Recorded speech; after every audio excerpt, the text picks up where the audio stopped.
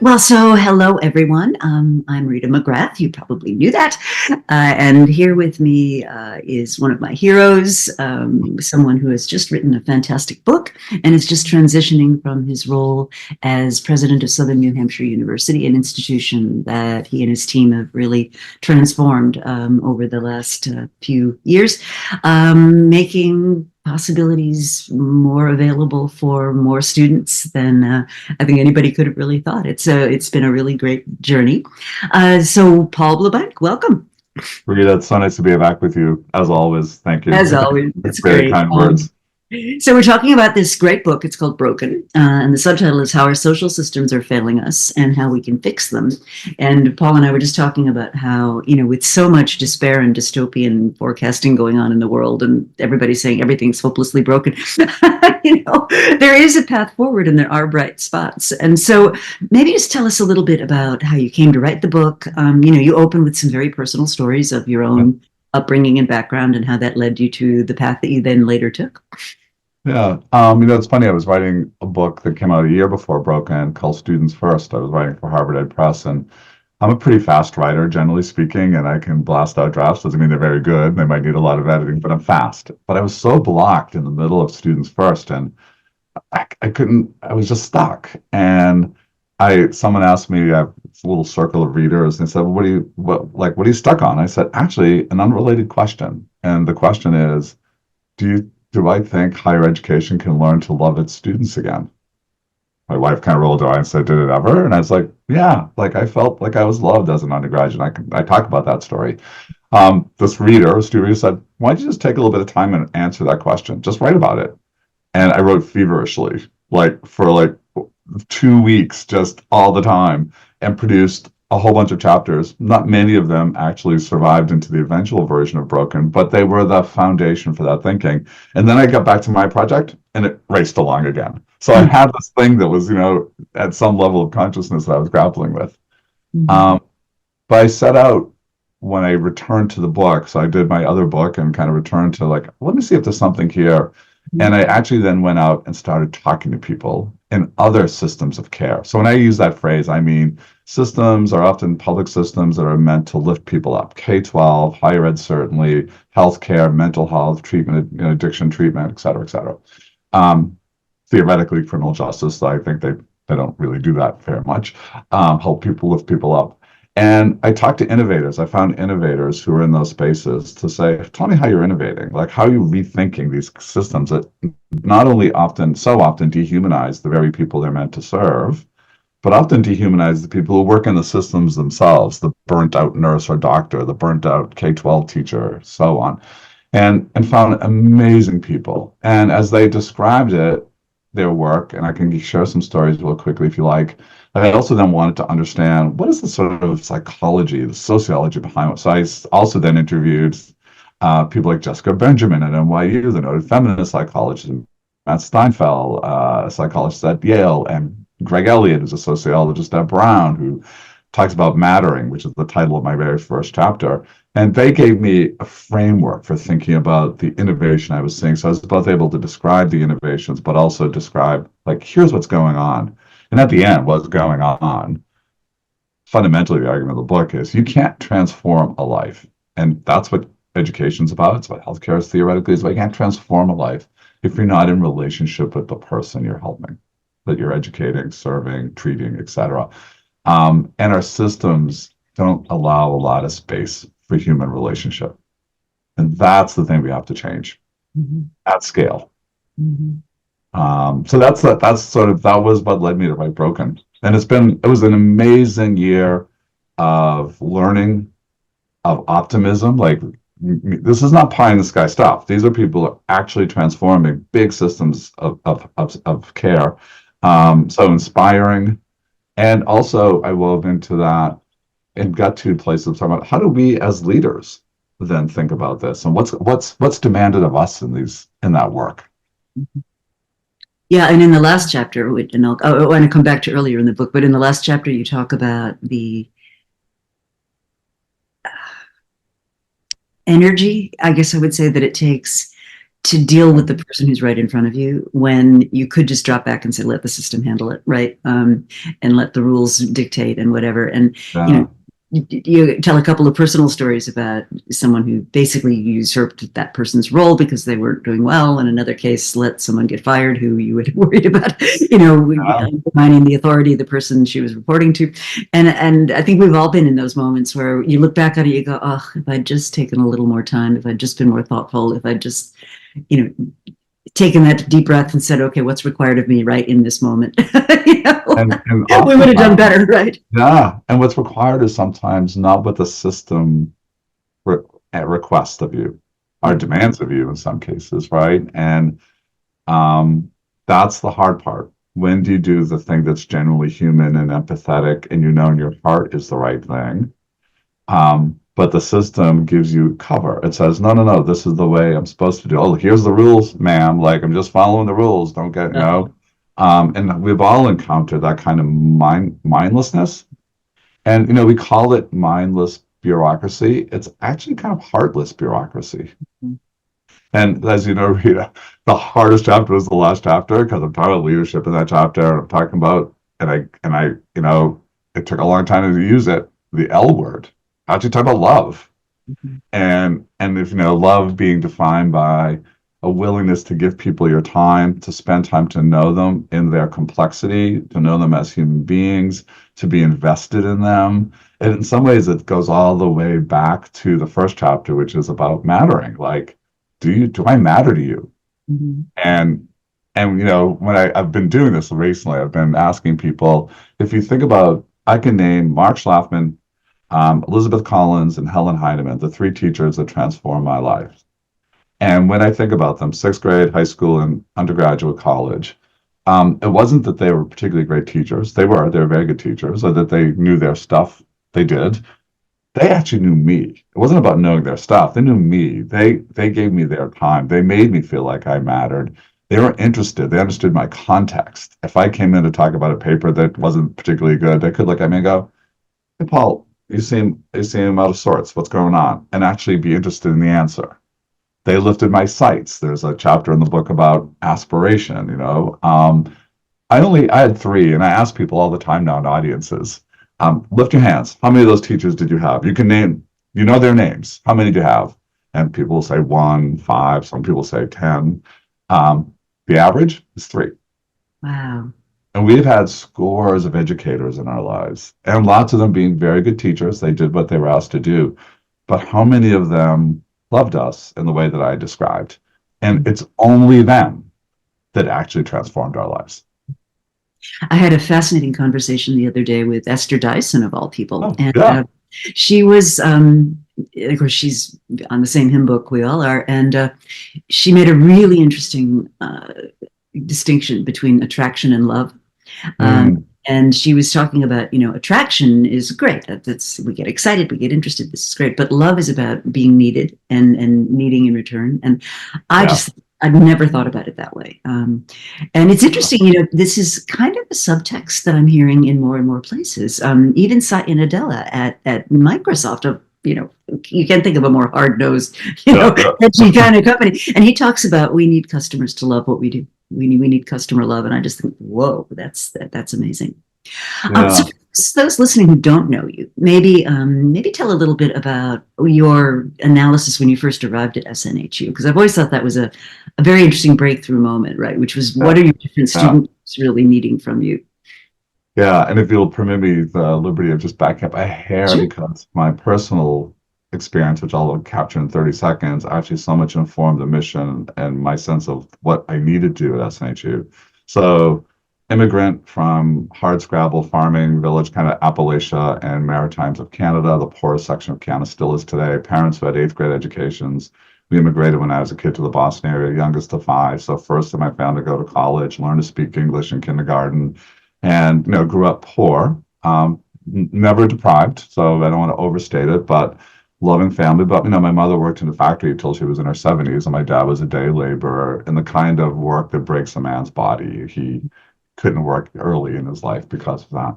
So when I got to SNHU, I found an institution where the students looked a lot like me, a lot of first gen, a lot of working class kids. No one is having it handed to them, or students who are working, almost full time in many instances, 30 hours a week.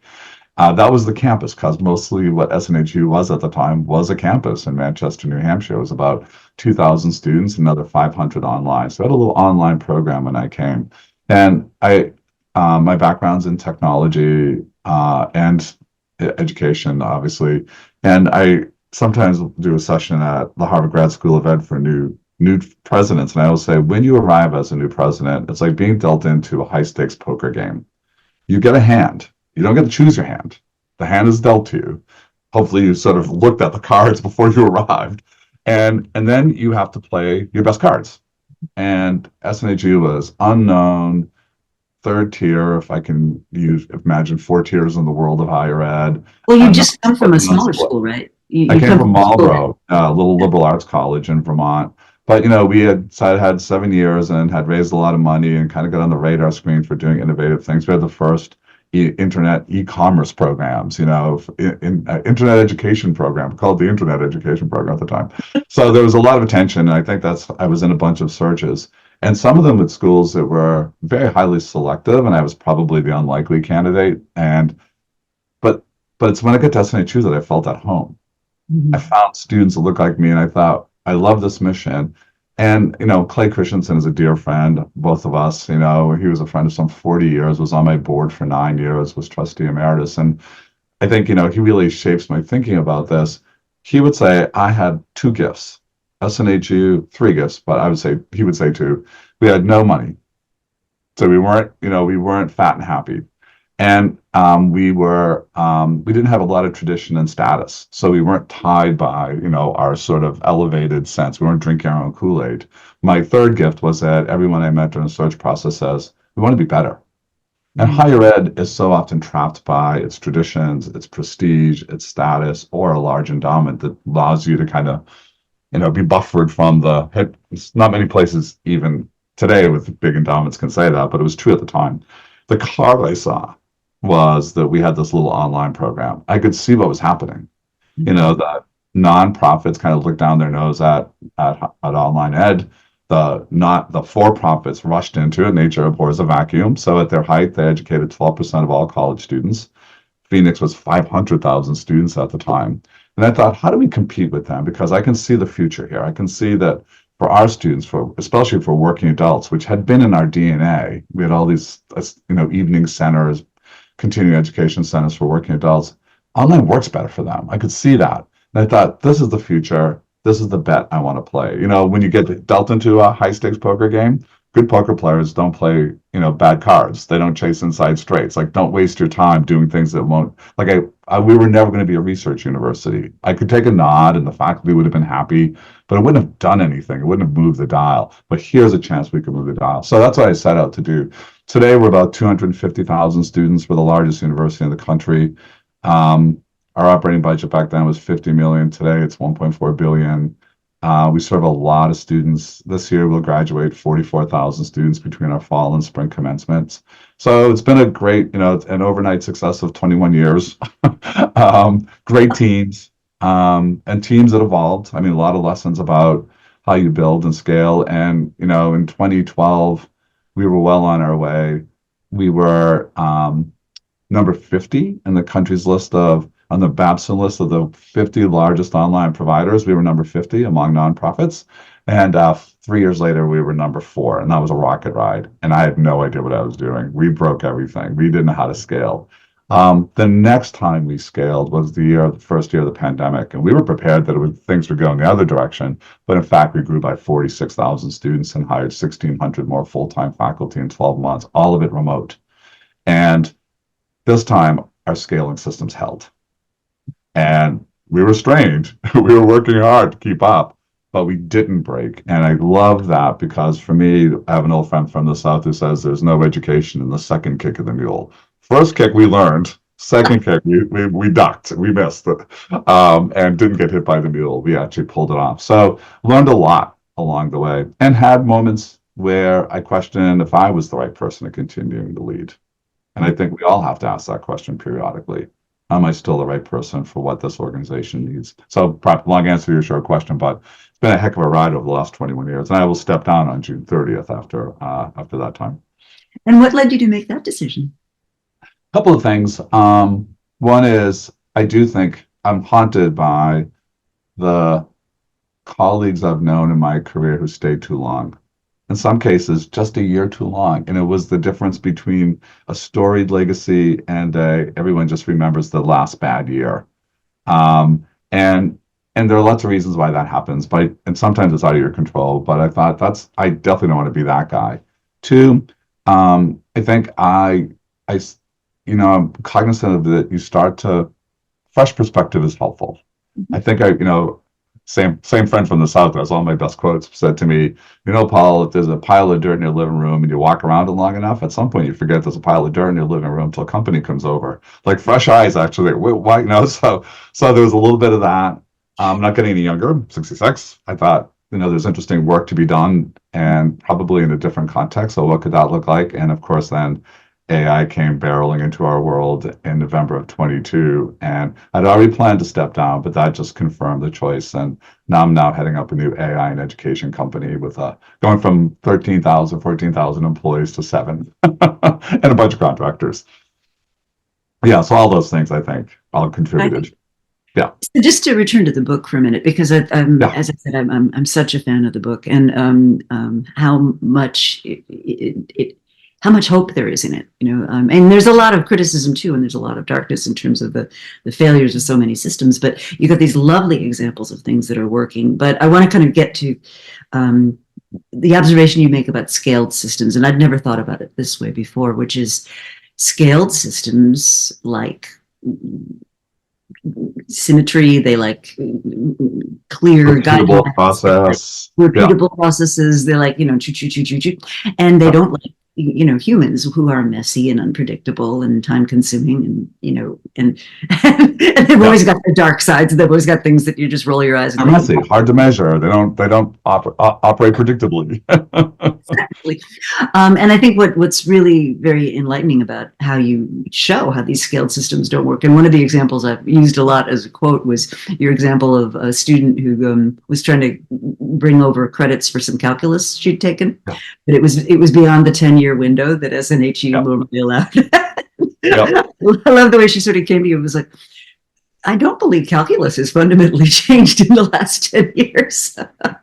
Absolutely. And that was a great example. And we are a place that's pretty student-centric, our teams, but there was this rule and the algorithm rules, and I was worried about the ability of that person in that seat, our seat, to say to a student, this is the rule, but I'm going to waive it in your, systems don't like to give that sort of room, because we fear the abuse. We fear the human in the loop, expression from the world of AI we all live with now.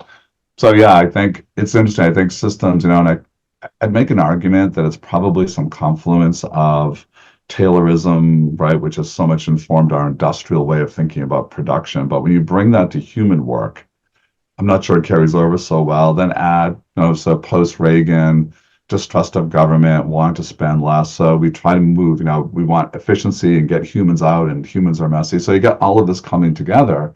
And the result of that is we build systems of care that try to keep expensive human engagement to a minimum. All of these innovators are flipping the script. So the question they ask is, if human relationship is at the heart of our work, what are the most important human relationships? When are those moments? What does that look like? And I'm going to hold that ground sacred. And then I will automate and use technology for everything else to get to scale, which is how we did this at SNHU. Our model is built actually on the relationship of an advisor and a student who stays with that student for the whole of their journey. But everything else, as much as we can, we try to apply technology. So when a student calls and simply wants to know their balance on their bill, that's a transaction. We don't need a human. When a student calls with a financial question, sometimes it's transactional, but sometimes it's a financial crisis and we're this close to losing them. And I want a human in that conversation. I want to say, hey, Rita, what's going on? You seem distressed.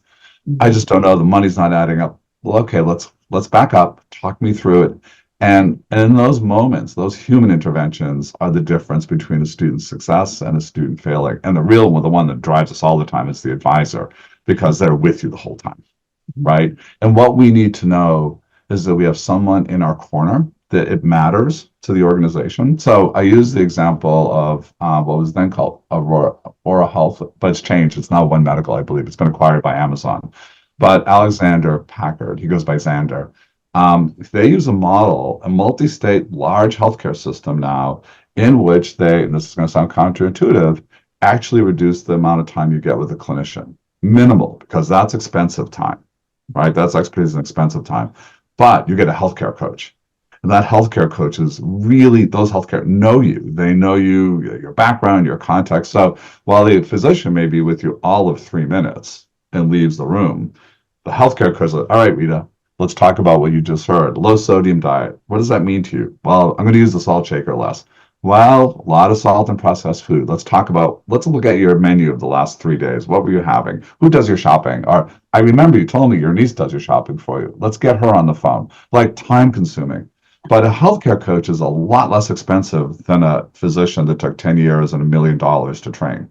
Mm-hmm. And they have great results. And people say, yeah, but is that scalable? Well, Amazon acquired them and they don't do anything that isn't scalable, right? So there are lots of examples about this. But it does force you to rethink that question, like, what is the fundamental human thing that is needed here in this moment? Mm-hmm. Well, and sort of in parallel with that, you talk a lot about the social distance between those care workers and the people they're trying to serve. And I have to tell you, and I've used this example a lot, when you said most people in the United States don't actually know a doctor one-on-one. And I read that and I reread that 3 times. And I said, I must be misreading this because, in my world, like, you can't throw a cat without hitting a doctor, right? I was going to say, we all know doctors. But then I thought about it and I thought, well, sure, you who went to an Ivy League undergraduate, did a master's at Columbia, did a PhD at Wharton, now live on a beautiful glass building on the Upper West Side of Manhattan. Of course, doctors, but when you think about it, most people don't have that luxury. And I was, as my husband would say, gobsmacked because I never thought about it. Well, but also with these systems where you've got such social distance between the person, who needs the care and the people supposedly delivering it, it creates such a barrier. Absolutely. And that translates into the world I live in, you live in, which is students. If you take a first generation student, we know that they often come to us with imposter syndrome. They're loath to go ask the teacher for help because they don't want to signal they don't belong. There's really interesting work about the class distinctions between faculty and their students quite often. And again, for the students I care most about, students who are underserved, there's a context that teacher, that faculty member literally doesn't get. And increasingly, of course, there's a technological context that a lot of faculty don't get. So yeah, these things are really important. And I do love when someone who has walked the path actually now is in a leadership role or in a role as a caregiver, educator, or whatever that is, because I think that closes that gap. But oftentimes the person being cared for doesn't know. So Greg Elliott at Brown University did a lot of work on first-gen students, help them understand that giving a full scholarship isn't a solution. It only gets you in the game. If every signal you encounter once you arrive tells you don't belong, you're going to struggle to be successful. So he persuaded Brown to open up a center for first-generation college students.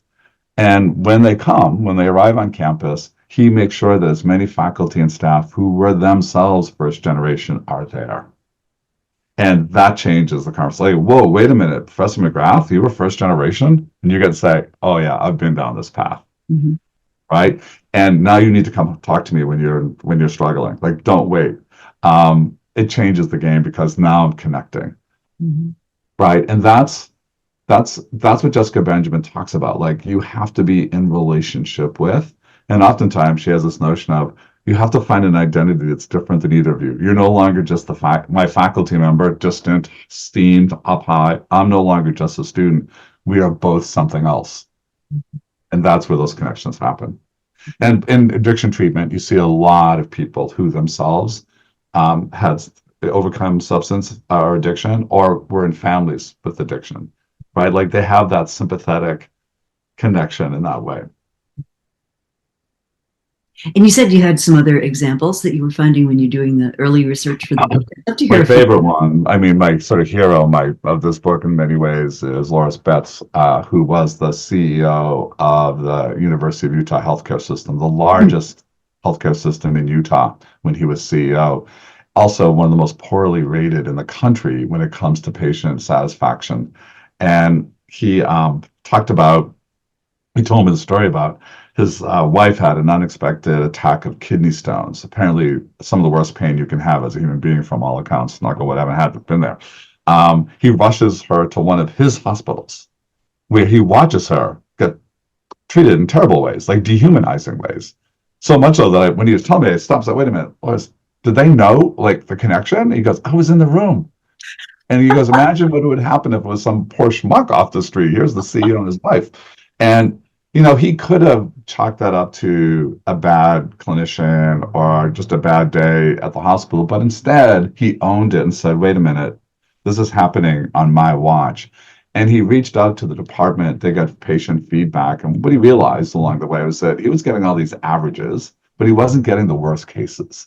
And I actually have a chapter in the book about, as leaders, we have to be collectors of stories, including the ones that make us uncomfortable. So he said to them, give me the worst stories. Give me the letters that I don't see. And he had a brilliant idea. He reached out to many of those patients, asked if they'd be willing to share their stories and be videotaped. And he hired a crew, didn't tell anyone, and they went and videotaped these interviews.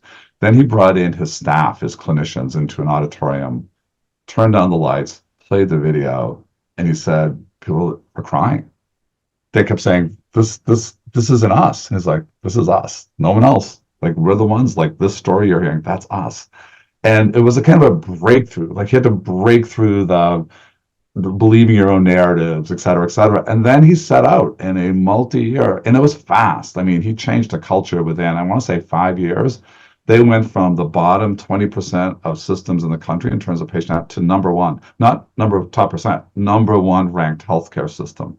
But to do that, he had to do, everyone who does this says, you have to look at what gets rewarded and how the money flows through a system. Where does the money go? Budgets actually reflect priorities and values. So he started to look at what gets, so as you know, physicians are often rated, how many patients can I see in a day? Which means they're going to spend less time with you, which means they're going to spend less time knowing who you are and connecting as a human being. And he said, at the end, when I asked him, like, what was critical? Like, you did so many things to get this right. You changed the incentive systems. You changed what was getting assessed in performance reviews, et cetera. He said, at the end of the day, patients just want their caregivers to know them as human beings. That's all. And the research, you know this, Rita, right? Like, people will sue their physician less often, even in cases of genuine malpractice, if they have a relationship. Yes. Oh, it's Dr. McGrath. I know it was terrible, but she would never do that intentionally. No, of course not. I would never sue her. I mean, right? That's the psychology of this. It's not why you should do it, but it speaks powerfully in our litigious society to what happens when you actually have a human relationship with someone. That's Yeah. so what else did he do? So he changed the incentives. He changed the incentives. He moved away from how many patients do you see in a day. Managers of departments were now getting their bonuses, their annual bonuses tied to patient satisfaction, right? So the reward system starts to change. He's shown a spotlight. Like, part of this is your bully pulpit. So shine a light on the behaviors, the stories where people say, I had this amazing experience with Dr. So-and-so. You know what people don't want to do? They don't want to be the other guy, right? They want to be that doctor, right? And look at this, plays out all the time. I have a daughter in academia, and she loves students and they adore her. And she's a really good teacher and always has been. But I'd say to, like, hey, honey, how are you doing on your book? And how are we doing on those publications? And in that system, unnamed for this purpose of this conversation and for future, but in that system, which talks so much about the centrality of students, none of their rewards for their faculty actually line up with what they say. That's something I fear for higher ed. I mean, there's a wonderful piece that was written about business school education, which of course is my world, and it was something like the quality of teaching in Chinese original poetry, something like that. And what what this author did was likening the reward system in higher ed to a system under Chairman Mao, where his goal was to produce 1 million pieces of original Chinese poetry in the year, and that was what was rewarded. And indeed, they produced 1 million pieces of bad Chinese poetry.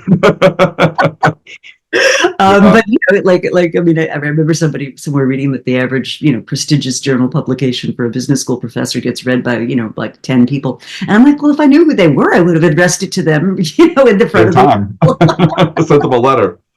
Yeah. But I do worry that our system of incentives are not well aligned and sometimes quite contradictory. When I was at Wharton, which is where I did my PhD, there was a wall which had the pictures of all the best teacher award winners. Yep. Right? And the running joke was if you made it to that wall, you were out on your way out the door because you'll never get it. That's very funny. Yeah. And it's not enough to put the pictures on the wall. It's got to be really in the incentives. For what things do you get promoted? And this is complicated because universities in that setting are asked to do multiple things. So we are asked to be factories of scholarship and research and publication, because that's a way of disseminating and promulgating our best thinking. And it's important to society we do that. But if we are going to mix that function also with teaching, then you're starting to make decisions about what gets weighed in what ways, et cetera, et cetera. So yeah, it's not that it's not complicated, but every innovator with whom I spoke about this got back again and again and again to coaching models at the heart of the work we do. And I think as I look at AI and this question about how many of those transformational teachers did you have, there are a lot of people who walk through our society and their answer would be 0. And I'm intrigued, the new company that I'm leading is looking at how do we, without pretending they're a human, I'm like really worried about, I mean, if you saw OpenAI's most recent announcement earlier this week, right? And human beings are wired to respond to voice. So now it sounds like a human being, it's engaging. And hey, Rita, how are you? Wait a minute. It's like the movie Her. I mean, it's like, exactly. And I know that, right? I mean, Sam Altman tweeted out one word, her, when they announced.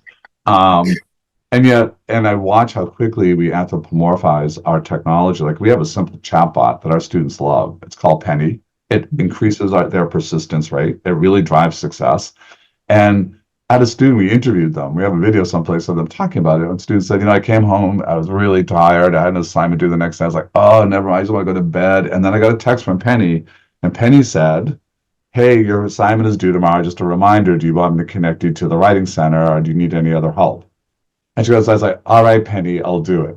Now, she went on to say, I know Penny's not real, but it feels like someone's in my corner. That's pretty powerful. That's very powerful. And how do we harness that for all those who don't have someone in their corner, but at the same time, make sure that like in our team, we were saying, look, if we're so good at this, that people, we have, 1 million users in darkened bedrooms looking at their computer and thinking they're in a relationship with a human, we should pull the plug on the project. Like, how could we use the power of that technology to improve learning, but to free people up for more fulfilling, genuinely human connection? And I think that's going to be our challenge as we move into the age of our algorithmic coworkers, assistants, whatever you want to call these things that we'll all be working with. Well, you had a vision sort of toward the end of the book, and I'd love to kind of build on the conversation about AI, because you talk about human work initiative and co-ops and kind of putting layers of humanity kind of where we don't have it right now. And the thing that I find fascinating is we've got the money. I mean, the money's there. It isn't being spent in the right places, but we're not talking about sort of having to suddenly raise billions of extra dollars that we just kind of already. And I've loved that you said that, Rita, because you've in some ways preempted the question that always gets thrown back at me when I talk about the Human Work Initiative. This is an idea that Jamie Marasotis, that Illumina Foundation, I cooked up. And we're both a bit of critics of UBI, Universal Basic Income, because I think UBI simply gives you enough money not to revolt, not enough to flourish and thrive as a person. So, like, is that where we're setting the bar for our society? What if we could have a sort of an alternative that would allow people to flourish in jobs that make them feel great and feel connected and actually improve their community?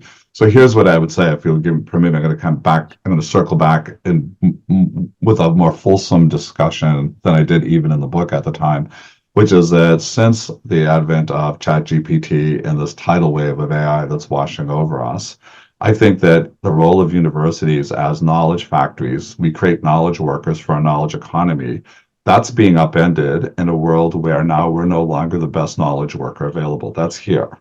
And we're getting there very, very fast. So the World Economic Forum projects a displacement of 85 million jobs next year alone, 2025, not far away.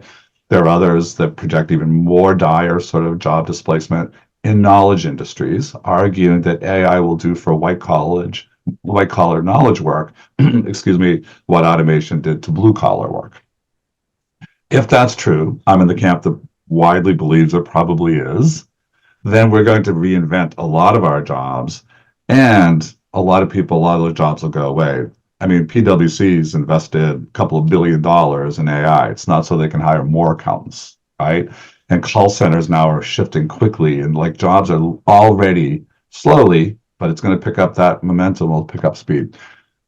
So if those jobs are going to be done by AI, those knowledge jobs, and I love Stuart Russell, the noted Berkeley computer scientist. He does a series of lectures called the Reith Lectures, REITH, for the BBC. And in one of them, he says about the knowledge economy, imagine in the past if we had said to our ancestors, in the future, this bright future, you will go to work at a place, well, it's a big box. It's called an office building, but it's essentially a big box. And when you go inside, you'll sit in a little glass box called a cubicle, and you'll spend 8 hours staring at a little lit box called a computer display.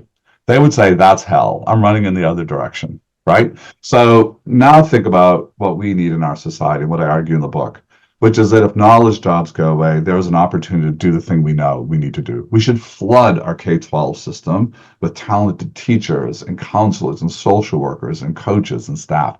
We should rebuild a mental health care system that is completely decimated. America uses prisons as a mental health care system today. We need to absolutely staff that with talented clinicians, right? Medical staff, all kinds of people. We need to create a system of affordable care and compassionate geriatric care for an aging society. We don't have one. Anyone who's listening who's dealt with aging parents knows it's a nightmare. Not just an expense, but also just finding places that are adequately staffed and that are actually caring for people at the end of life. Like, we don't lack a need for human jobs. AI is not doing any of those jobs. It may help, but it is not going to replace human beings. We go back to that earlier point. We just don't like to pay for human jobs. These are jobs that are low paid, unsupported, they don't have status. But that may change, because what Carlotta Perez tells us is that when you have a paradigm shifting technology like this, all the old winners sometimes become losers, the outsiders become insiders, that which was successful becomes suddenly failing, and new opportunities, new ways of thinking about the world emerge. So I know Bill Gates has some self-interest when he says AI will kill Amazon, but I think AI will, in fact, upend things that feel pretty unassailable right now. And what I hope will happen is that if we see knowledge jobs go away, it becomes an opportunity to reinvent a society that feels pretty broken, because which of these systems is working for us right now? I don't know many people are walking around feeling really good about the state of these various functions that are important to us as a society. But imagine what it looks like if you're sending your kids off to a school with amazing teachers where they are loved and they're flourishing and they think differently about the world. And what if our medical healthcare system is a compassionate one in which your caregivers actually knew you? We can build that. And to your point, we can afford it. We can absolutely afford it. Bill Gates says tax the robots. There are lots of ways of thinking about how we do this. But if you take a look at what it costs us to keep someone incarcerated versus what it costs us to create a great teacher in a school and pay them well. And here's the interesting place where I take some heart. I'm sure you know David Autor, the labor economist at MIT. He has a great essay, recent essay, and I think it's called Noemi Magazine, but it's about, well, his argument is that AI will reinvigorate the middle class. And he uses the example of expensive and hard to find expertise. he uses the example of doctors. We don't have enough of them in the US. We don't produce enough. They take forever to do, 10 years or more. They're really expensive. $1 million are well more than that. And there are whole swaths of the society that don't have access to good doctors. Even people with privilege are waiting longer and longer to see a doctor. And what he argues is that's because doctors are trained with a high level of expertise to do something Chris Dede at Harvard calls reckoning. You walk in with symptoms, and what their training is about is like, I'm going to figure out what this is with great precision. I'm going to order the right test and rule things out. I've seen a lot of patients. I know what this is. And then I'm going to get you the right treatment plan with a high level of reckoning or prediction about what's going to work best for you. That's what AI is really, really, really good at. So what if we could flood our society with nurses, far less long to train, far less expensive to train, so they have foundational knowledge. They know how to put lines in. They know how to work with you physically. They know their basic anatomy and physiology. So foundational knowledge. They also have high emotional skill compared to a lot of our physicians. Sorry, but I would say most of us often prefer our nurses to our doctors. And now they could have in their pocket the same expertise as a doctor. And those are good middle class jobs. Those jobs start at $130,000 a year. And we could flood our country with them, and the economics would work. Like, let's worry less about doctors. If he's right, it's a compelling argument. Doesn't make doctors real happy, and we'll see massive resistance. But I think we could get there. So that's my hopeful view: is that maybe AI in the replacement of humans in the knowledge economy is an opportunity to actually do the things that make people feel really good at the end of the day, working with others, lifting them up. I mean, my best days are when I'm encountering students and they're sharing their stories of transformation and how we helped. I love that. I love that. I am seeing a lot of these really bright spots. So there's another person I'm going to be talking to in a few weeks called Susanna Fox, who's written a wonderful book called Rebel Health. And in the book, she talks about how patients basically are taking matters into their own hands in many cases. And she gives a fascinating example of parents of a child with type 1 diabetes. And the trouble with that is overnight, they could die, if their insulin levels go back. Yep. And the way that a parent has to care for that child is you set your alarm for every 2 hours, and then you go down the hall, and hopefully you don't wake your child up, but you check their monitor to see what levels are all right.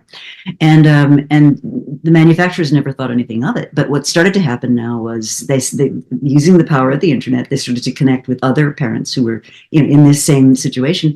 And then they connected with this guy who's like a hacker dude. And he looked at it, he said, well, that's absurd. And he hacked the device, which the medical manufacturers had said, oh, no, our data is our data. You don't get the data. But he hacked the device so that now the data could be transmitted to the phone. So now you still have to get up every 2 hours, but now you can just look at your phone and you don't have to wake your child up. Okay. And so I'm just seeing all over the place, some of these empowering technologies are actually giving people agency to fix those kind of situations without having to sort of resort to a greater power, which I think is part of the power of these things, right? Completely, and I had a chance, the system we're trying to work in this new company I keep mentioning, where we're really taking a clean sheet of paper approach to learning and saying, what if we could rethink learning in the age of AI, really centering human relationships and human flourishing? So connecting to wellness devices, for example, and being able to say to you, hey, Rita, are you sure do you want to start this next module? As you know, you haven't had a good night's sleep in 3 nights in a row. Maybe you want to go to bed, right? Like even something as simple as that. But really, but in building this system and trying to make it radically affordable through the deployment of AI, I had a chance to meet with the Minister of Education and the Prime Minister of Rwanda in October. And we had we do a lot of work, as you know, with refugee populations in Rwanda and other places in Africa. And I said, if we build a system, as after I explained everything we're trying to do in detail, I'd love to get 1,000 initial users to test it. Like we need to do some early testing, make sure it works, the data flow. And when you're talking about wellness and well-being, that looks different culturally. So even that, like we want to test it in other different settings. And the Prime Minister was shaking his head. And I thought, oh God, I guess he doesn't like my idea, this is not going well. He said, I don't need 1,000. I need hundreds of thousands because I have swaths of my country where there's no education happening today. Like this. What's the company called? And tell us more. Tell us the vision for it. Sure. So it's called Human Systems. If you go to humansystems.com, you will see what might literally be the least helpfully informative website in the history of the internet. That's not even words. We just had to like protect our trademark. But it was co-founded with George Siemens. So George is a longtime friend. Many of your folks will know his name. He's credited with creating the first MOOC. He's credited with creating a field of data, learning science, excuse me. He's amazing, and he's one of the top people in the world in AI and education. I've known George a long time, and we were at the big ASU GSV EdTech Summit last year, and we were bemoaning the degree to which we felt like our colleagues in higher ed presidents and boards were really not fully grasping the magnitude of change that's coming our way. And that there was this opportunity to really rethink education fundamental ways and actually shift learning and education from questions of epistemology. What do you need to know to be an X? That's an epistemological question. What do you need to know to be a lawyer? What do you need to know to be an accountant, a nurse, etc.? To questions of ontology, which is how do you want to be as a human being in the world? Like those are more interesting questions. Interestingly, they're questions we tend to link to the humanities, which we don't fund very much. We may also tell you something about what's wrong with education. But I think, so at the end of that conversation, I said, George, I'm going to be stepping down from SNHU. I was going to take a sabbatical. Why don't we instead just reinvent learning? Just that. And we shook on it. And I just lured him away from his joint appointment at the University of Texas and University of South Australia. And we, a merry band of 7 full-time people and 35 engineers and others, contractors. We're trying to build this and really rethink, again, clean sheet of paper, no assumptions about what has to be there, what doesn't have to be there. But, we're not trying to compete with higher ed. We're trying to serve all those people for whom higher ed just doesn't work. Like all those, as our friend Clay would say, non-consumers or under-consumers, right? And there are a lot of them in the world, and that's what we're trying to build. So will people be able to get some kind of credential or some kind of badge or because I've been for a long time, as you know, that once we unbundle the degree, which with today's technologies, there's no reason we have to have this. It's like a CD, right? You have to buy 20 songs to get the one that you really wanted. But once we unbundle that, the whole edifice of higher ed just comes crashing down because, if I can take the best, and Clay talked about this a lot, if I can get the best course from the best professor from any school that I want, right, then that changes the whole game in terms of how you get educated and who you pick to be part of your educational experience. Yeah, I know it's such a great question, Rita. So yes, the idea is to, learning is hard. So people don't come to learning by and large as a free form grazing, that model's never really held up very much. Like, no, I'm coming to you because I'm stuck. I need an economic opportunity. And my boss says, if I just really got much better at project management, he could put me in this role. Okay, then let's give you project management. We'll create a program for you around that. Here's the interesting thing, and it's the kind of the big leap, and it's a swing for the fences in some ways. Question, which is if we really do believe that the future of education is going to be human questions versus epistemological questions, then we worry less about how do we teach you project management. We want to build a platform that's less about the knowledge you need to learn. It's there, but more about you. So can I know Rita in ways that I can deliver that education in a very finely tuned way? Hey, I know. And the system will learn by engaging with you. I can see, imagine the system could talk, that Rita's attention wavers after 10 minutes. I'm going to start chunking the learning in 9-minute chunks because that's going to be her optimal piece. I can tell from Rita's Apple Watch, that her heart rate's elevated. That's usually a sign of anxiety or something's going on, of stress. So as she wants to start a lesson, maybe the next first question asked, because you can't learn if you're anxious or stressed. You won't learn as well as Rita. Your heart rate's elevated. Are you feeling stressed? And you say, no, I just came in. I've been running, blah, blah, blah. Let's jump in. I'm excited. Like, great, let's jump in. But the system you might say, no, I'm actually really stressed. I got way too much to do, blah, blah, blah, blah. And then the system might say to you, then how about we walk you through a mindfulness centering exercise? And integrated into learning. And then, you do that, and 5 minutes later, so note that your heart rate went from 82 to 69. You seem like you're ready to go. You want to start? And you say, yep. So the idea is maybe, and I hate to use this phrase because it's so discredited from its past checkered history, genuine personalized learning. Like learning not built around what do you need to know, learning is built around you as a student. And the what you need to know question doesn't go away, but it's not the most interesting question because we all need to learning all the time, right? We'll be upskilling and learning all the time. Absolutely. Yeah. Well, and one of the things that I know is on a lot of employers' minds is how do I upskill a workforce, on an ongoing Yeah. basis in a way that fits with what they need to be doing day to day, and it's still a big question mark for a lot of people. And the interesting thing we're seeing from employers is they certainly are focused on job situated skills, and they talk now a lot about future skills.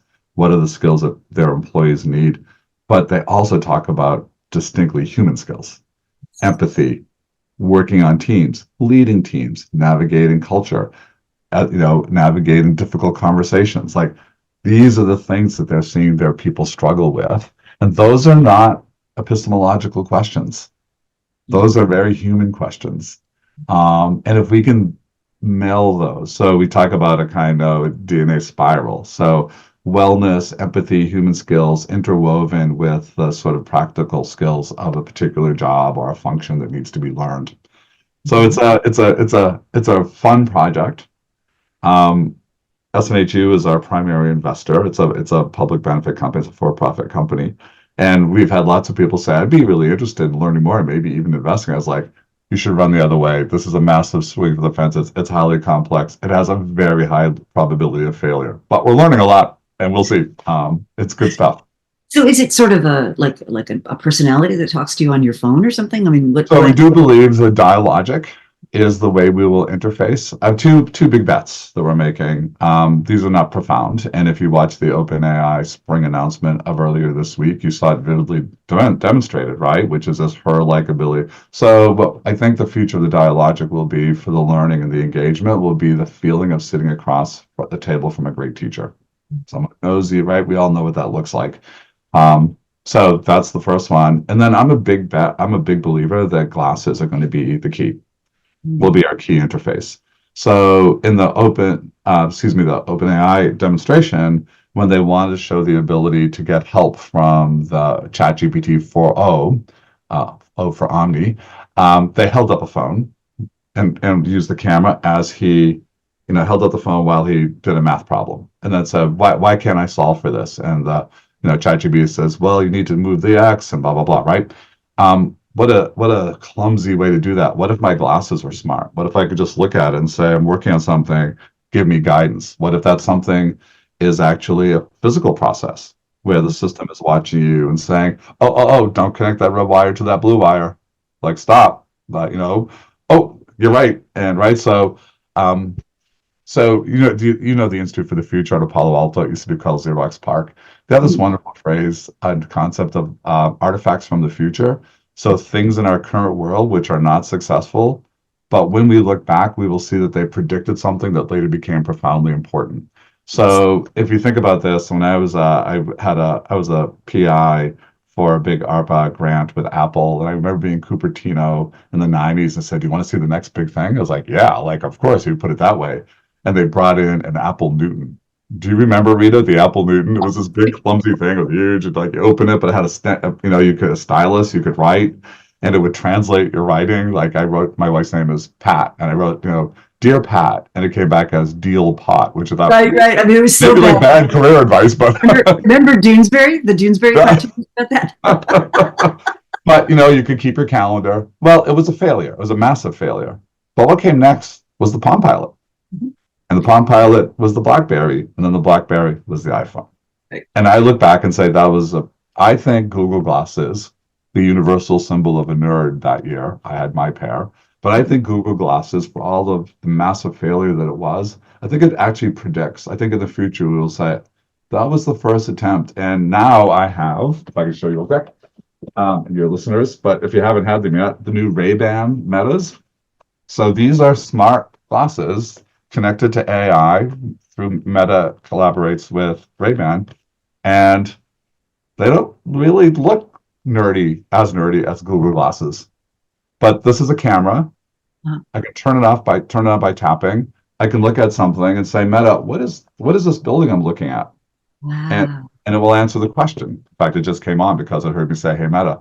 Um, so what Love that. happens when you think about how do we connect the physical world, our physicality and presence in it, and AI all together? I think it's going to have to be some analog device. And I was with Nitin Noria just a week ago, the longtime dean of the Harvard Business School. And I said this, afterwards he grabbed me and said, I'm making the same bet. I think that's going to be the analog device that makes all this come together. So we got the team is actually playing with these and seeing, how could we start using these built into the learning as well. So when you Wow. think about learning that includes performance-based assessment, because we think the future is not what you know, it's what you can do with what you know in an age of AI. So if you think about that, what if I'm going into a meeting and I can record the meeting by simply hitting my glasses?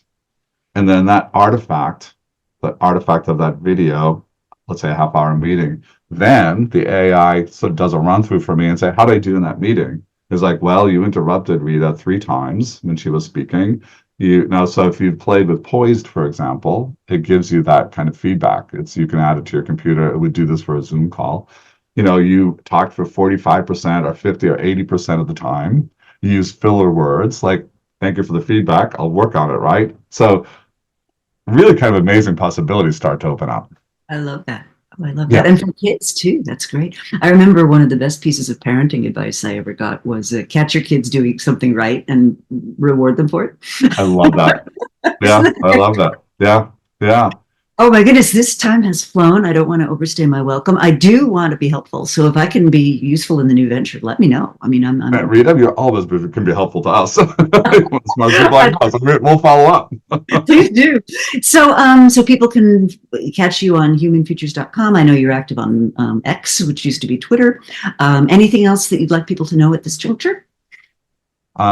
No, I see so many people wringing their hands. And the thing I would share with you, and I think you know this because you follow me on X, we follow each other, Rita, but I'm going to be a grandfather for the first time next month. And I was thinking about this and reflecting on what does it mean to bring a child into the world? And there are lots of post-apocalyptic, we've all seen Terminator, so we know how AI could go wrong. So we could wring our hands about it, or we could get active as educators and people who are leaders in their respective fields on this call and start to shape the future. Like, I don't want to stand by and be reactive and, put my head in the sand. So I think we all have to be very vocal, and we've suffered greatly for our lack of attention when social media came into our world. And I think we've paid a heavy, heavy price for it. Great. Um, I, And I, Jonathan Haidt's work, of course, on the new book. Yeah, the new book on the anxious Yeah. generation. So I think with AI, the thing that gives me a little bit of optimism, there's a lot of conversation right now about how do we not make those mistakes again? How do we regulate in sensible ways that don't impede innovation, but don't, fool people into thinking that their machine is actually a human relationship? No more than likes in social media are actual friendships. They're not. They're shallow. And, talking to my AI assistant is a little bit like talking to my toaster. It's just a piece of technology. So how do we use this to do the things it's really good at and can be helpful to us, while in fact impelling us to be out in the world more connected than we are today as neighbors and fellow citizens and just good human beings. So that's my hope for my grandchild. And I hope you are all part of that. Because we all have kids and grandkids and neighbors' kids. Absolutely. Well, thank you so much for spending the time My with us. pleasure, Rita. The book is great. It's called Broken. I would encourage you to get it. And we'll be staying in tune for your next chapter. Thank you so much, Rita. Thanks. Pleasure being with you. Bye-bye.